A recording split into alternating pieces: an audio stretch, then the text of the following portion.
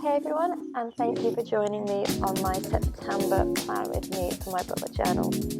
So this is my second month now doing bullet journaling. There's still so much to learn. I'm still making mistakes, but I'm really enjoying the fact that I have got so much flexibility with what I do and how I do it, and that I can change things every month if I need to. I have definitely made a few changes this month which I didn't do last month, which I'll talk about as we get to them. But I'm starting this month with my little quote that I did. So I grew up in the middle of nowhere, out in the countryside. So it was one of the things I always did as a child, was to sit outside and look at the stars. I used to love finding the constellations, looking for shooting stars, anything like that. And I've been living in the city now for 12 years, and it's still something I miss a lot. And every time I go anywhere where I am more in darkness, I am always looking for stars. So this quote seemed pretty fitting. In the darkness, look for stars, and certainly with the fact that I decided for this month's theme I was going to go with sort of a space, stars, planets, moon kind of theme. I did think originally I might just go for the moon and the phases of the moon, but I decided pretty quickly I didn't think that I had enough to fill out all the pages with that kind of style, so I went with space. So we've got lots of planets, stars, all sorts of little doodles along those lines this month, spaceships, just because I think it's a really cool subject and there's lots to draw with it. I have also kept it, as you'll see as we get further into the journal, rather simplistic in the sense of I haven't added any colours. It's just all kind of those simple black line pen drawings for each of the little decorations. Nice and simple, not too distracting. And then for my title page, we've got more of my favourite faux calligraphy to just tell us it's September, and that's surrounded by little sketch doodles of planets, stars, moons, anything like that, in the shape of a moon as well, to give it kind of that sense of shape and to keep it in with the theme instead of just being a random position around it.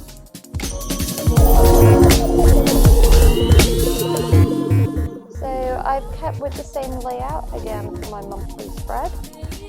Great big title at the top for where we are, and I have put in all the days of the week in their little boxes. Again, like last month, I have done it so the days of the week line up. So this month we get September starting on a Tuesday, so it's offset in one from the rest of the days, because obviously it's not a Monday, so you can see where everything is. And I quite like this because it means I can see where everything lines up with itself in terms of days of the week, instead of seeing where days line up if I started at the first top corner for the first of the month. Again, lots of little decorations. I've got some spaceships creeping in here and a rocket ship, and for each of my months I've done alternating planets and stars and a rocket to put the dates in as well. So we've got onto my mood tracker. I quite enjoyed having a mood tracker and a habit tracker last month, so I have continued those. My mood tracker I've kept with my idea, but this is kind of a mobile, so lots of little stars, moons, planets, spaceships, rocket ships, all dangling in that I can colour in to correlate with how I'm feeling on every day, and hopefully we end up with lots of happy colours this month to see. We are slowly edging out of lockdown, so we're getting more and more freedom. And then over on my habit tracker, I've kept it the same idea, so like with my monthly spread, I have done them in the shape of the month, so top cutout obviously as we start on a Tuesday, and then I can colour each one in. I actually added a few more this month because I've discovered there were things I wanted to track that I didn't include last month, and I want to try and start those habits this month instead. And along the top, I've gone with more little stars, planets and moons. It's going to be everywhere this month, and I really enjoyed just doodling these.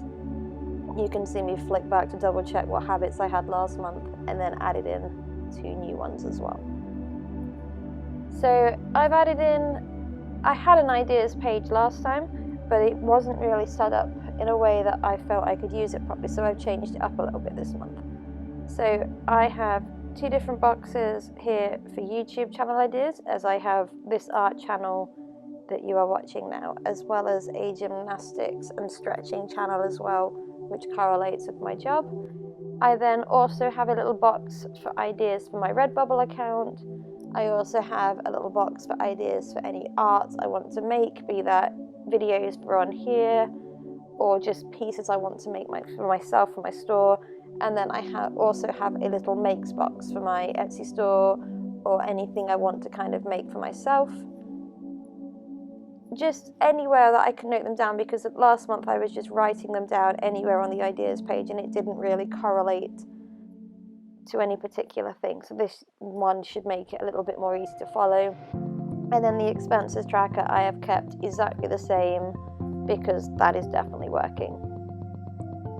So something that doesn't really relate to the month, but obviously as I'd already put August in, I didn't have anywhere else to add this. And certainly I would put this in at the beginning if I carry on with bullet journaling in 2021, but this is my hours work tracker. So I work between lots of places and lots of jobs, and sometimes it's quite hard to keep track of when I worked, where I worked, and 4 different places pay me at 4 different points in the month. Some are a week in arrears, some are a month in arrears, one's a salary, and it all gets very confusing in a standard diary to keep track of all of this. So what I've done is, for August through to the end of December for this year, I've just created this big spread of all of the months and then the days of the week, so you can see some carry on further because there's 31 days of that month, and then each day that I work I can write in where I worked and the times, and then there's a little box at the end where I can tick to say that that has then been paid, and it just means that I don't have to flick back and forth in a diary highlighting things like I have been doing previously, because it gets very confusing. So we're on to my first monthly spread. So I've changed this slightly from last month. I'm actually going to do all of the weeks of September in one go in this video, because I discovered I was struggling to find the time each week to do the next week's, and also the fact that I'd end up booking things and I didn't have a page for them.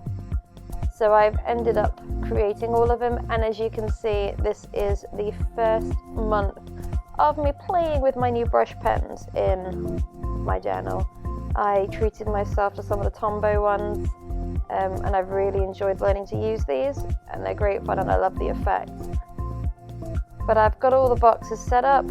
They're all the same. The only difference in each one is the little thing I put the date in is a different theme each month. And something I did find last month is I had the boxes for each of the days of the week, but then my missing leftover kind of space I either drew in or I had a notes section. And what I discovered is I wasn't really writing any notes down, so what I've done is I made this into a task box now. So sometimes if I don't have a particular day for that task to be done on, so if I just have something to do that week but it doesn't matter which day I do it on, I'm writing it in the task box instead of on a daily box, and then I can just complete it at some point that week. And then anything specific, any tasks or appointments for any particular days of the week will go in the daily one. I'm going to see how it goes using it this way this month, and if this is working, I'm going to leave it the same. I might look at maybe making the days of the week boxes smaller, because some days I don't really have many tasks on, so there's a lot of empty space that I could use for something else. But I'm going to wait and see how that goes. With obviously not working properly at the moment, I don't actually feel like I've fully explored if I can or will use that space properly, because I'm spending most of my time at home and doing things at home instead of filling out these like I would if I was at work like a normal work week.